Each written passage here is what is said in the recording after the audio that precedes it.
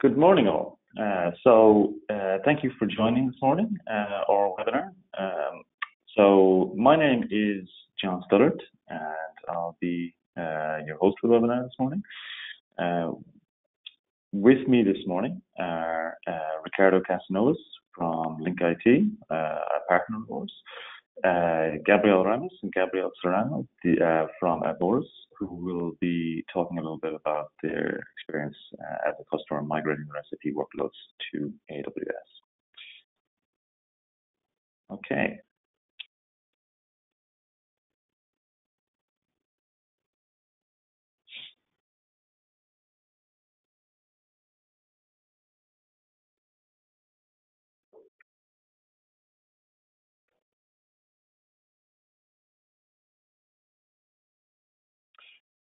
Okay, right. So let's jump right in. So how do you drive transformation of your SAP workloads by running on AWS? Well, I'd like to take a few minutes first to talk about why SAP and AWS in the first place. What are some of the key benefits that customers see when moving to the AWS cloud? We'll have some time for Q&A at the end as well, and we'll also be hearing from Ricardo and Ávoris, of course. Okay, so why AWS for SAP? Well, let's try and break it down by 4 pillars that we see as being key. So the first of those, complete cloud for business innovation. So what does that mean? Well, AWS's breadth and depth of services helps remove barriers such as risk, cost, and complexity of integrating new technologies with SAP workloads. So AWS helps you to provision infrastructure faster, of course, and with less risk than using on-premise hardware, enabling new business models that were not previously feasible. AWS also offers an extensive and unparalleled set of integrated services. So that includes offerings in compute, storage, databases, analytics, networking, mobile, developer tools, management tools, IoT, security, and of course, enterprise applications, which is what we're here to talk about today. And these offerings are updated continuously based on customer feedback. And we always say that between 90 to 95% of our roadmap of our features that are released are directly influenced from customer feedback. Cost effective is another key pillar. So running your SAP workloads in AWS enables you to reduce your total cost of ownership. With AWS, you have access to low-cost IT infrastructure. You can rapidly provision and deprovision on demand, and it helps you to minimize the overhead associated with hardware maintenance. The pay-as-you-go pricing model gives you the ability to pay for the capacity you need only when you need it. And by running your SAP software on a hybrid network architecture with AWS, you can continue driving value from your on-premises resources while responding to new business initiatives and projects with speed and agility. So secure and compliant. Well, running your SAP applications on AWS helps enable you to meet strict regulatory requirements and strengthen your security posture. We always say that at AWS that security is job zero. We start with security before anything else. And AWS is designed to help customers comply with a wide variety of regulatory and industry-specific requirements, including HIPAA, PCI, ISO, SOC, and more. So AWS offers dozens of assurance programs designed to help customers meet regulatory requirements and assess whether they are remaining continually compliant. Apologies, guys. I'm having a little issue with mouse and keyboard control. There we go. Sorry about that. So these are the pillars that I was talking about. A complete cloud for business innovation, cost effective, secure and compliant, as I say. And in that pillar, in secure and compliant, another way that AWS can help our customers be secure and compliant is with our security services and features. So AWS Identity and Access Management, or IAM service, enables you to securely control access to AWS services and resources for your users. EC2 dedicated hosts are physical servers with EC2 instance capacity fully dedicated to your use, to your specific AWS account usage, enabling you to meet data sovereignty and residency requirements. AWS's scalable and efficient encryption features offer you the ability to add a layer of security to your data in the cloud. You can use EC2 or a third-party tool to create your encryption key pairs. And AWS also offers a fully managed key management service, KMS, which enables you to create and control the encryption keys used to encrypt your data. And then finally, and I'll talk a little bit more about this later on in more detail as well, certification and support. So, of course, it's key for SAP workloads that SAP has certified AWS for production deployment of SAP applications, platforms, and databases. Many enterprises have migrated their SAP production workloads to AWS and are seeing improved business efficiency as a result. Again, I'll give you some more examples of that later. So AWS offers a portfolio of migration services that allow you to assess your on-prem environment, migrate massive amounts of data to the cloud quickly and cost effectively, and minimize downtime during migration. And those are all key benefits of why you'd want to run your SAP workloads in AWS. So,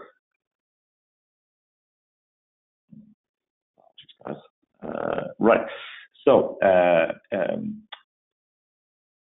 AWS gives enterprises a reliable and performant environment to run their critical SAP workloads, but it's our experience of running cloud at massive scale across many customers that has really helped enable us. There's a quote that is very well known, certainly internally at AWS, from our CEO, Andy Jassy, when he said, "There's no compression algorithm for experience." And that's a real key pillar of the experience that we create for our customers with the AWS platform. It's through running millions of customers on AWS worldwide, including Ourvoris, that we've learned from that experience. This has given us real insight over the years into how best to support our customers and how they can get the most from their SAP workloads on AWS.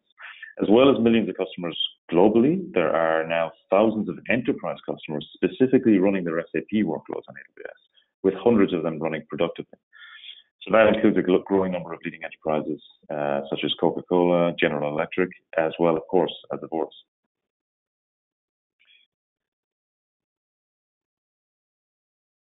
Still getting the hang of switching slides here. There's a little bit of a delay. So I've got that now, I think. So another key pillar here in why you can run your workloads so effectively on AWS is our partnership with SAP themselves. And that partnership started way back in 2008 now, a long time ago in public cloud terms. And that partnership started with SAP as a customer. So SAP started using AWS back in 2008 to host its own workloads, leveraging AWS to capitalize on scalability, agility, and cost effectiveness, like we talked about earlier. Their usage expanded rapidly from there, and in 2011 that culminated in an official alliance between SAP and AWS, where we have since collaborated to certify AWS for running production deployments for SAP applications. And the curve in this graph is intended to indicate exactly that. You can see the curve in the graph taking off from that point onwards. And really what you see here is that the vast majority of SAP's portfolio is now available to install and run productively in AWS and be supported by SAP. But we've actually moved beyond that with SAP in the last couple of years, and that's where you see that we've started to expand into new areas of SAP, such as pushing the limits of what can be delivered on a virtual platform in the cloud for HANA workloads, for example. We've also worked with SAP on innovative areas such as certifying Hybris for Aurora or managed database service. And we've also got Sybase ASD, SAP's database, available in our AWS marketplace on a consumption basis.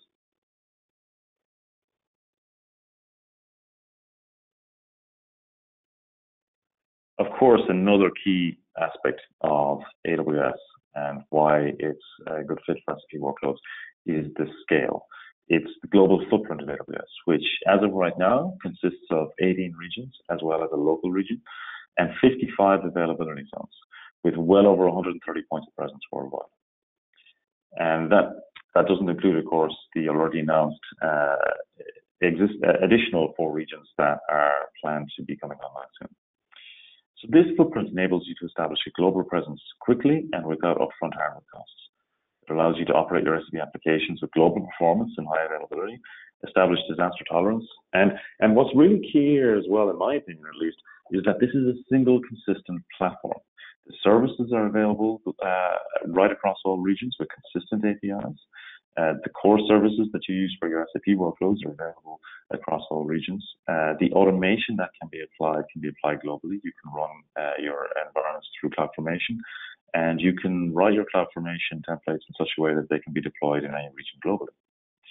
And this is a really key benefit, and customers of ours with SAP workloads have seen this for themselves. A classic example of that is Seco, who, when they first moved to AWS, moved to the Dublin region, and it was only when they moved to AWS that they realized that they could actually achieve a goal of theirs that had been a long-term goal anyway, which was to move their SAP workloads closer to most of their end user base in Singapore. And they were able to move their workloads from one region to the other right across the world in the space of a weekend because they were already on that consistent platform.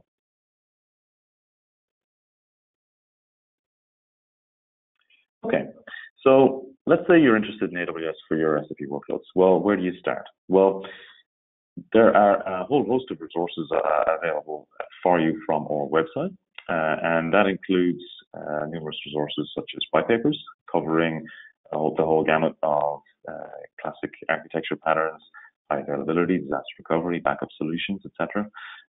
There is an SAP blog that we regularly post to with interesting insights into ways you can architect your systems, make systems available, new announcements, new releases, etc.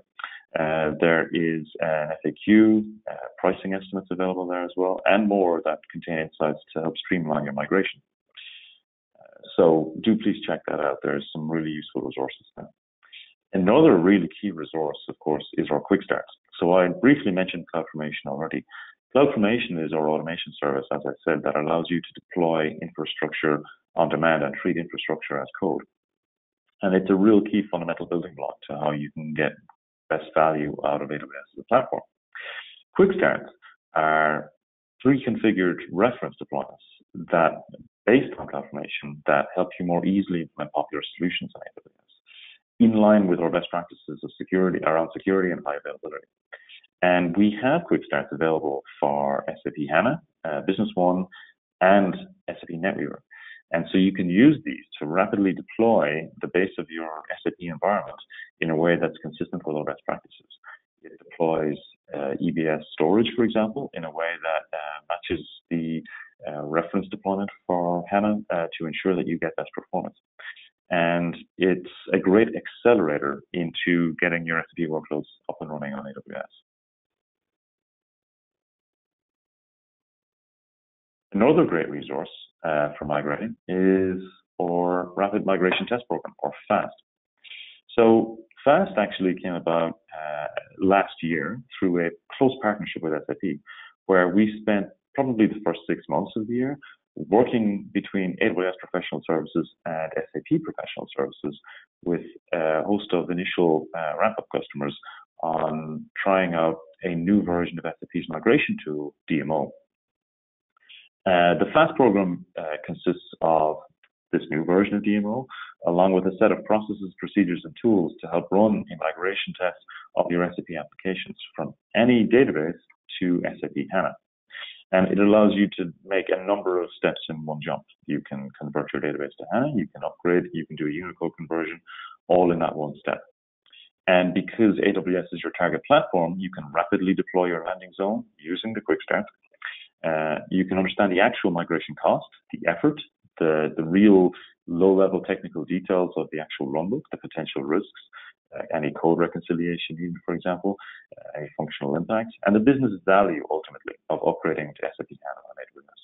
So this is a really compelling program, and it's a really great way to get some detailed, concrete insight into the next steps for your SAP workload. You can execute the migration using your own in-house resources, remote consulting, or a consulting partner. And this brings me on to the next key strength of AWS, which is our partner ecosystem. So how do we scale to meet the needs of so many customers? I mentioned we have thousands of enterprise customers running their SAP workloads on AWS worldwide. Well, it's of course through our partners. So the AWS Partner Network, APN, is a global partner program that includes thousands of consulting and technology partners. And these partners help customers architect, deploy, and manage AWS environments. We have an SAP competency specifically within that, and our SAP competency partners have demonstrated technical proficiency and proven success in implementing, migrating, and managing SAP workloads on AWS. Linke IT, of course, being a prime example.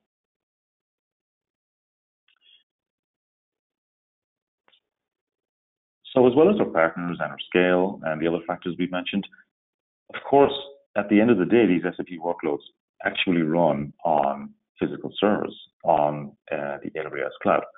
And that's where our EC2 service comes in. Or compute as a service allows customers to be able to spin up different instance types oriented towards different compute characteristics that suit their workload type. So we have instance families that are oriented towards graphics, towards storage, compute, memory, amongst others. You can see some of the examples on the slide in front of you. And of those families, what we've done is we've worked with SAP on the families that we saw as most relevant for our customers' SAP workloads, that being the general purpose, compute optimized, and memory optimized families, to make sure they're fully certified by SAP. And that's exactly what you can see here. So what you also see here is a progression. And this progression is something I'll talk about over the next few slides. It's a progression from, or let's say, more traditional EC2 instances, which run on a hypervisor, a very heavily customized version of them, which accounts for most of our existing EC2 instance types. What you can see here is a progression to new generations of EC2 instance types running on our Nitro platform. And the M5 and the C5 are some of the best initial examples of that in terms of SAP workloads. And those new generation families have been certified by SAP. We've benchmarked them and tested them as part of that certification process. And as you can see here, there's a significant performance boost on a SAPS rating over the older generation instance types. As well as that, these are typically cheaper than the older generation of the same family, which means that in total, on a SAPS per dollar basis, our customers are typically seeing a 30 to 35% boost just by moving to the latest generation. So there's a real significant boost there. And a lot of that boost is not just from moving to the latest generation into our processors, it's also from pushing more and more of what was done in the virtualization layer down to firmware. I'll talk about that more in a second, but let's also talk about the memory optimized families. So memory optimized families are, of course, perfect for HANA since it's an in-memory database. And let's first talk about where our current capabilities are right now. So as of right now, customers can start with systems as little as 244 gigabytes of RAM, as you can see, and they can scale all the way up to 4 terabytes on a single instance, and all the way up to 50 terabytes on scale out. And interestingly, actually, when we certified that 50 terabyte scale out cluster, we set a world record SAPS benchmark as well. But that's where we're at right now, and we know that that addresses perhaps 95, 96% of customer workloads. What we also know is that to address beyond that and to go and reach the next, those last 4 or 5% of customer workloads, we need to go beyond 4 terabytes on a single instance. And that's where the Nitro Platform has come in. So at Sapphire this year, we announced a range of new instance types using our new bare metal instance type generation between 6, 9, and 12 terabytes of RAM, with more to come shortly afterwards. And what's key about these, the way we've gone beyond 4 terabytes of RAM is, as I say, we've pushed what was at the hypervisor layer down into the Nitro Platform. And the Nitro Platform is the result of years of work from our EC2 teams and others internally to push work that had been done at the hypervisor right down to the firmware layer. And this means that you save on the typical performance penalty overhead of the hypervisor layer. It also means that you get more access to chip acceleration at a lower level. And these bare metal instances have removed any element of that hypervisor layer and run directly on the Nitro Platform. So they get that boost, and you are also able to use the greater memory on a single instance, like 6, 9, and 12 terabytes. So those are in private preview this summer, and they will become generally available this fall, as per the announcement at Sapphire. Okay, and that brings me to the end of my part of the presentation. I'd like to hand over to Ricardo now from Linke IT to talk more about how they can help customers. Thank you very much, John, and welcome everyone. I'd like to talk a little bit about our company, Linke, and well, myself. I'd like to introduce myself. I'm Ricardo Casanova, CTO and co-founder of Linke.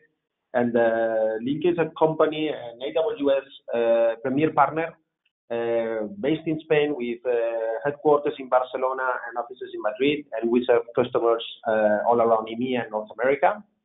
And we are holding the SAP and DevOps competencies since late 2016. Mainly what we do at Linke is we help our customers in the cloud journey, whether if it's deployment, migration, or operation of their infrastructures on the AWS cloud. We help our customers through our services or our managed services practice.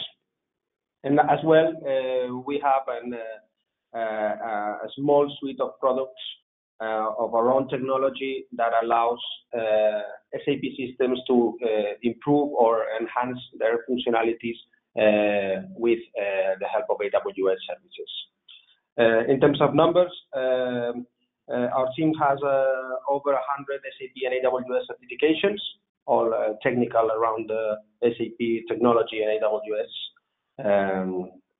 services. Back in 2017, we completed more than 44 migration projects, and 2018 is hopefully helping increase that number. And through our managed services practice, we are managing over 300 SAP instances on AWS. As I was saying, at Linke, we have developed our own technology products in order to enhance and make better SAP running on AWS, being our three main products. First, the SAP pre-installed systems, which is a pre-installed Amazon machine image, which is available on the AWS marketplace and includes a complete installation of different SAP Business Suite products. This allows for customers to deploy on their AWS accounts SAP systems in a matter of minutes, where they only need to add their own license in order to run the systems on their AWS accounts. Our second product is the Linke AWS Connector for SAP, which is an ABAP add-on that runs on top of SAP NetWeaver and Business Suite application that allows SAP systems to integrate with Amazon S3 and following the SAP archiving interface. And our third product is what we call Elastic SAP, which is the integration of the SAP application server deployment with AWS autoscaling. This allows for customers to adjust their infrastructure to the real needs of the application demand.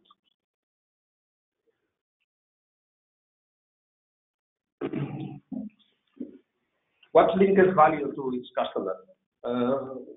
First of all, we cover all the life cycle of SAP solutions on AWS, whether it's deployment, implementation, migration, or operation. We cover all the life cycle of SAP workloads on AWS. Also, we include our own innovation and our own products, and especially on operations. We rely on the automation that AWS and other automation and infrastructure as code tools allow us to automate and all the deployment and operation of our infrastructures and SAP workloads on AWS. And of course, we have a specialization on SAP workloads on AWS, and we're very proud to have within our team of engineers people that both hold the SAP experience and the AWS experience.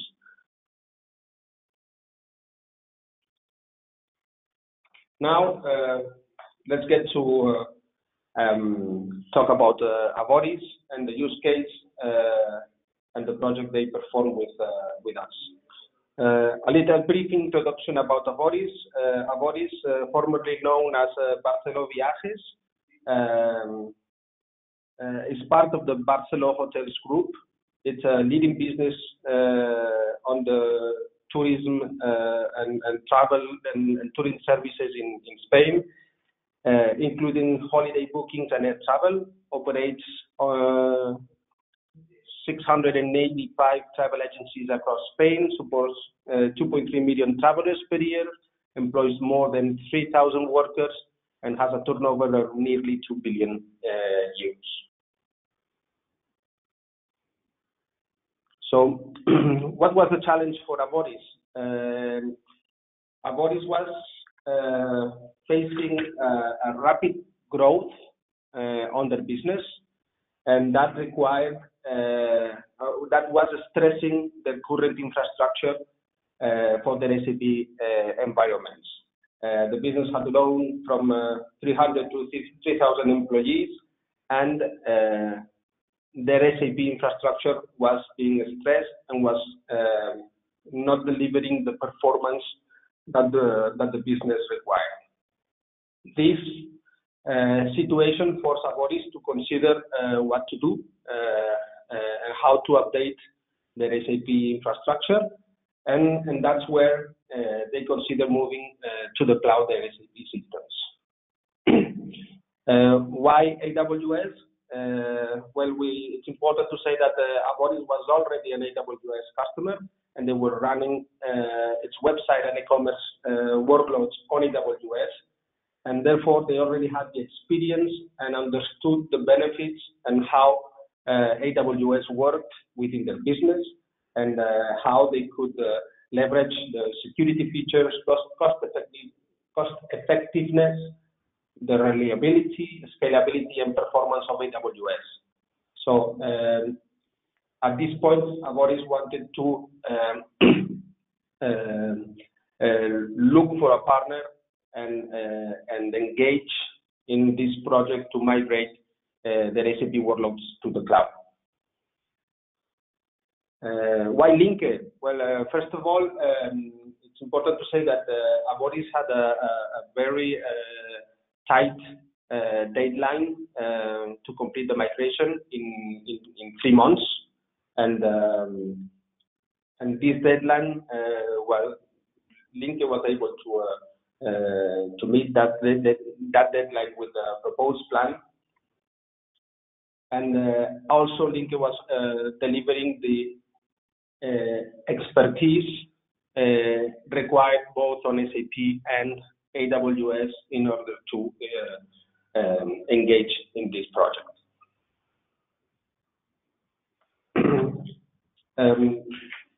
The migration, this migration project was divided in different steps. First of all, let's say in step 0, Ávoris did a POC, and at this phase,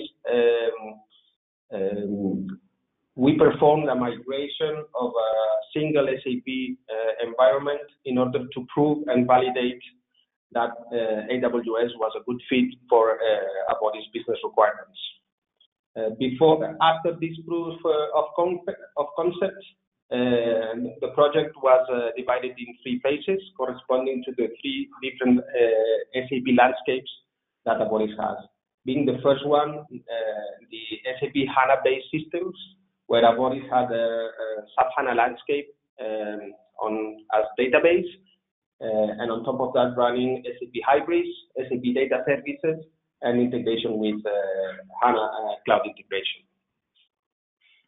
The second landscape to be migrated was the SAP ERP landscape that was including ERP, NetWeaver Application Server, Content Server, and BW with Oracle Database. And the third phase was including SAP NetWeaver PI and SAP Solution Manager.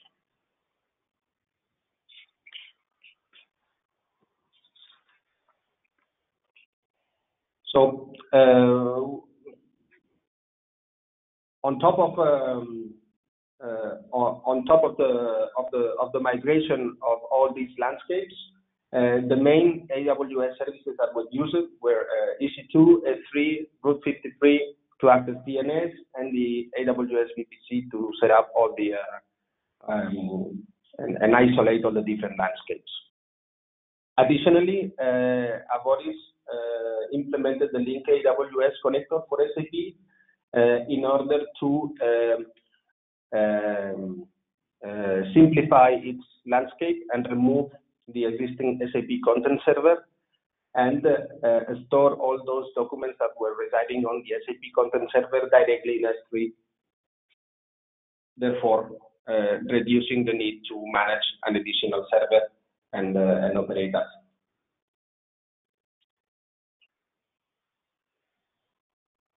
Here we can see an SAP HANA architecture corresponding to the first and initial phase of the project.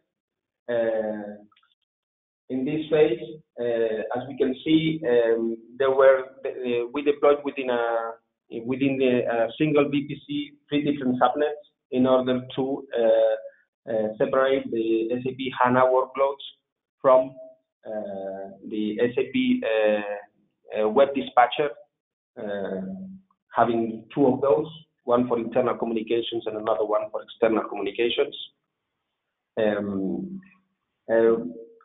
On this phase, the migration was performed using the HANA System Replication Database.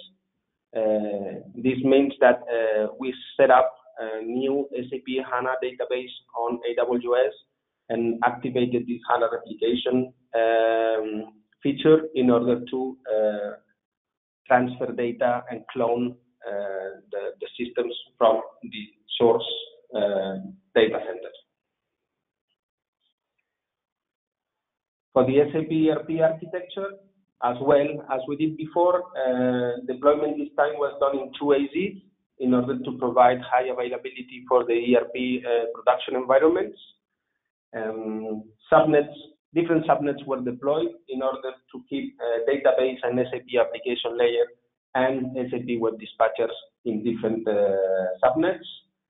And as these systems were based on Oracle database, Oracle standby databases were set up in a secondary availability zone for disaster recovery purposes. The migration of these systems was done following SAP export-import procedures, where SAP databases were exported using SAP tools and imported into AWS.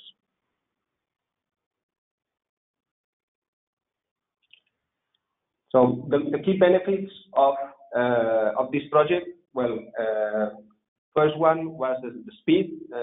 We were able to complete the project in 3 months, which was Ávoris' request.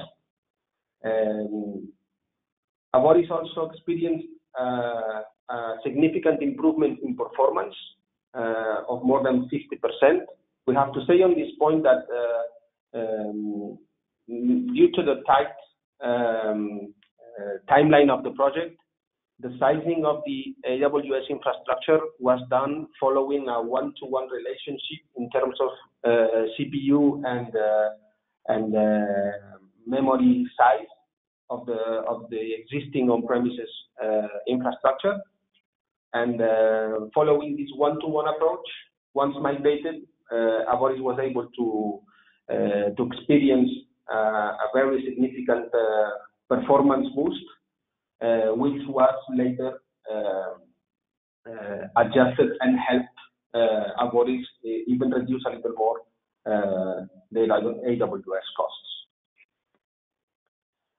Another benefit is the elasticity of the deployed infrastructure on AWS. Currently, is not required by Ávoris business, but all the infrastructure is ready to auto-scale in case the business requires more infrastructure. Therefore, Ávoris is prepared and ready to meet the business requirements now that they are running on AWS, which was not the case before the project. They have an increased reliability thanks to the disaster recovery capabilities and the two AZs of AWS, where the SAP landscape is being deployed. They have reduced costs, especially because they moved to a cloud consumption-based pricing model, and they have reduced the investment in acquisitions of new hardware. And they have achieved as well a greater automation, which has brought them lower costs of IT operations and management. So what's the future roadmap for Ávoris? This project was just the first step, let's say, for Ávoris to move their SAP workloads into AWS. Now on the road to evolve their SAP landscapes. For the following months, they will engage in 3 initiatives. In the first, database space reduction in order to prepare for their SAP HANA migration of the ERP landscapes, which will require, of course, a Unicode conversion, which will have a significant impact as well on the database size.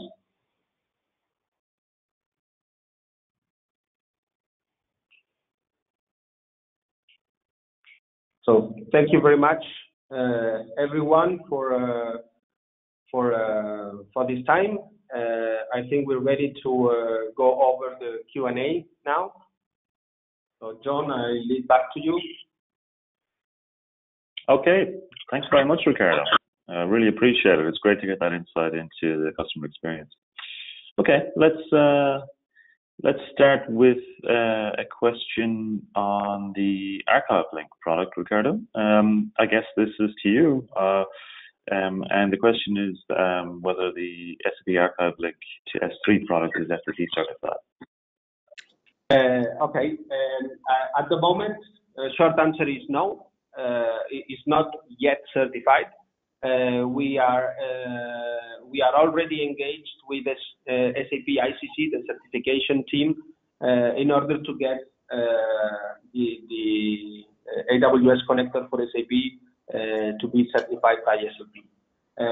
This has been one of the top requests from many of our current customers, that they wanted to have this certified, and that's something that we are engaged now with SAP, and we hope that before the end of the year, it will be already certified by them.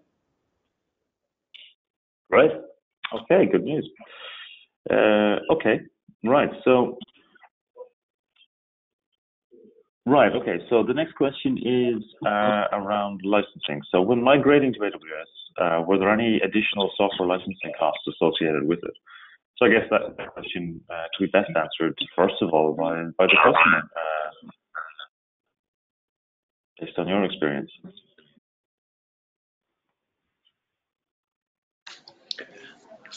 In terms of licensing, we have the same cost now in Amazon than before in on-premise. We can say that we don't have more extra cost. Okay, great. And just as a wider comment on that, typically with SAP workloads, it's done on a bring your own license basis for AWS. There are a couple of exceptions. I think I mentioned earlier about the ASP database available on AWS Marketplace, for example. But for the most part, it is on a bring your own license basis. If you do have more detailed questions around licensing, do please reach out to us. We have specialist teams oriented around SAP, which I'm obviously a part of, and also around other workload types as well, where we can help on that specific discussion. Okay, right, next question. So what would the difference be between this particular SAP migration to AWS Cloud and a migration from on-premise to on-premise? Okay. So, Ricardo? Yeah, thanks. Yeah, I'll gladly answer that part. So, first of all, differentiating the SAP and the AWS migration, from an SAP perspective, the migration is following the same procedures and is using the same tools as we would migrate from any infrastructure to any other infrastructure. So from an SAP perspective, there is no difference between the tools and how we engage in these projects. Although from an AWS perspective, there are new things to be considered. There's being cloud security, connectivity, cost management, governance, audit requirements. All these are new items or new things that need to be considered in these projects. Luckily for us in this project, Ávoris was already an AWS customer running productive workloads on AWS, so they were already mature on that aspect, and that's something that for us on this project, it was mainly an SAP migration project by itself. Okay. All right. Thanks very much, Ricardo. Let's grab another question out of the list here. So, there's a question here on access. So, how does the access from end users to the SAP systems work? Is it always via VPN, or did you consider to run the GUI from the desktop virtualization service for AWS, routing end users directly to AWS? I'm guessing they're referring to either Workspaces or Upstream 2.0 there. So just for a bit of context for the rest of the audience listening, Workspaces is an AWS service from CDI, Virtual Desktop, and Upstream 2.0 is a browser-based way to display and work with remote applications. And it was part of the Sapphire announcements that Upstream 2.0 is now certified for use with the SAP GUI. So I'm guessing that's some of the context to this. But the question itself, I guess, is to you, Ricardo, perhaps, on the access mechanisms for Ourvoris.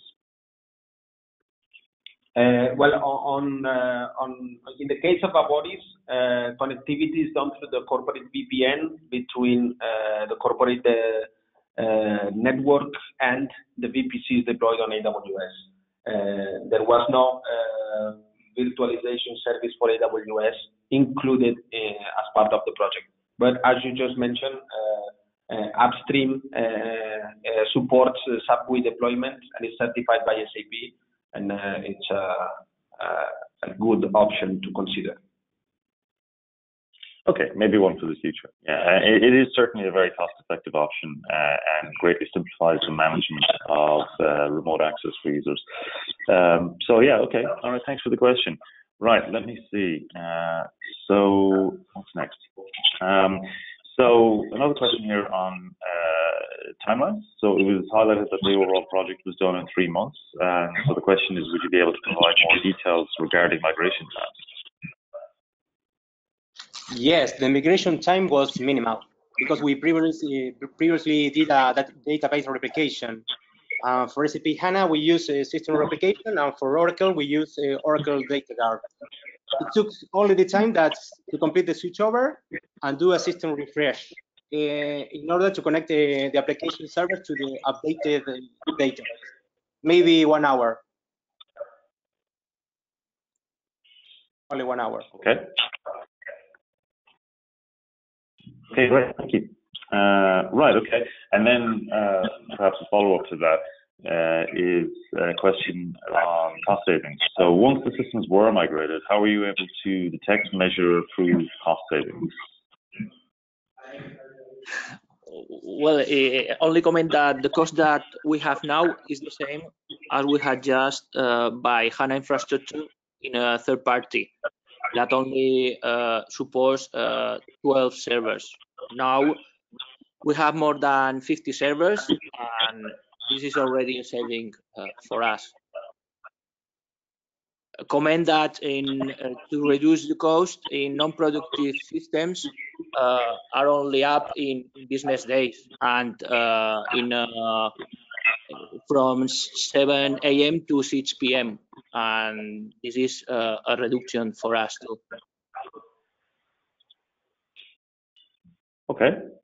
Okay, great. And I'll just add to that as well that within AWS itself, assuming that you're measuring your ongoing costs in the on-premise solution, within AWS, the way you can help compare those costs as well is by leveraging AWS services around like Cost Explorer. You can set budgets. You can investigate and drill down via dashboards to where your spend is based on service, based on account and region, etc.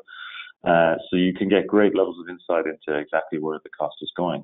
You can also use tags on individual resources, and you can then use Cost Explorer to investigate based on tag grouping just where your spend is going on anything right down to a specific business unit that you've tagged resources on usage. So there's a lot of ways that you can investigate your actual spend on AWS. Okay, right. Let's see what's next.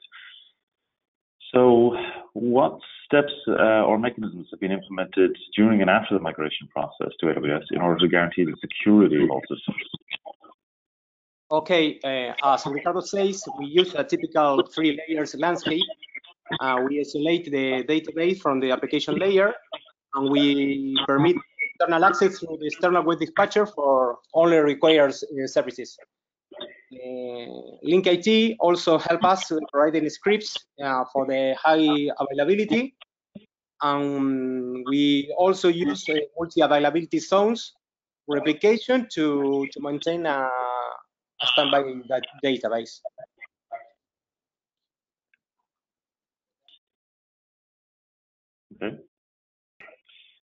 Okay, great. Okay, still a few questions left here, so I'll push on through just to make sure we can get to them. Okay, very similar question on licensing, so I think we've covered that.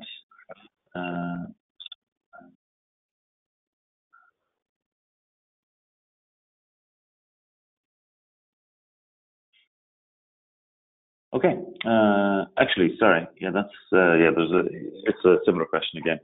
Okay, I think that's all the questions in the queue.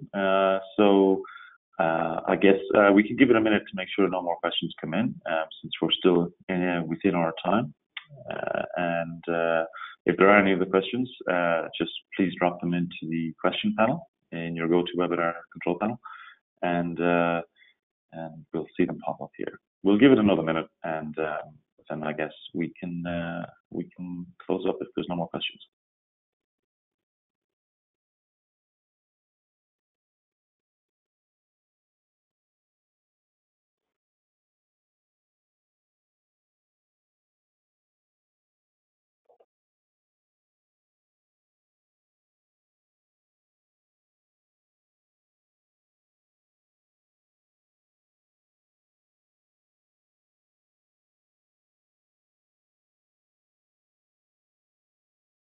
Okay, right. So yes, thanks very much. I hope you found that useful. I know I certainly did. Thank you to Ricardo and the two Gabriels for their time. Thanks especially to the two Gabriels from Ourvoris for the insight into your experience. That's been really useful. Thank you very much. Okay, thank you very much. Thank you. Okay, thanks all, and goodbye. Bye. Bye-bye.